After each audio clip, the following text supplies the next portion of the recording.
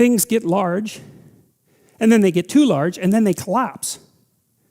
And so, in 2008, when the politicians said, too big to fail, they got something truly backwards, as far as I can tell, and that was, it was a reverse, the statement was reversed. It should have been so big it had to fail. And that's what I think the story of the Tower of Babel is about. It's a warning against the expansion of a system until it encompasses everything. It's a warning against totalitarian presumption. So what happens, for example, when people set out to build the Tower of Babel is they want to build a structure that reaches to heaven, right? So the idea is that it can replace the role of God. It's something like that. It can erase the distinction between earth and heaven. And so there's a utopian kind of vision there as well. As we can build a structure that's so large and encompassing that it can replace heaven itself. And that's an interesting, the fact that that doesn't work and that God objects to it is also extraordinarily interesting. And it's an indication to me of the unbelievable profundity of these stories. It's like, I think one thing we should have learned from the 20th century, but of course didn't, was that there's something extraordinarily dangerous about totalitarian utopian visions. That's something Dostoevsky wrote about, by the way, in his great book, Notes from Underground, because Dostoevsky had figured out by the early 1900s that there was something very, very pathological about a utopian vision of perfection, that it was profoundly anti-human. And in Notes from Underground, he demolishes the notion of utopia. One of the things he says that I loved, it's so brilliant, he said, imagine that you brought the socialist utopia into being. And Dostoevsky says, and that human beings had nothing to do except eat, drink, and busy themselves with the continuation of the species. He said that the first thing that would happen under circumstances like that would be that human beings would go mad and break the system, smash it, just so that something unexpected and crazy could happen, because human beings don't want utopian comfort and certainty. They want adventure and chaos and uncertainty.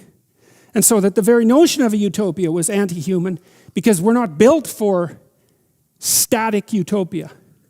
We're built for a dynamic situation where there's demands placed on us and where there's the optimal amount of uncertainty.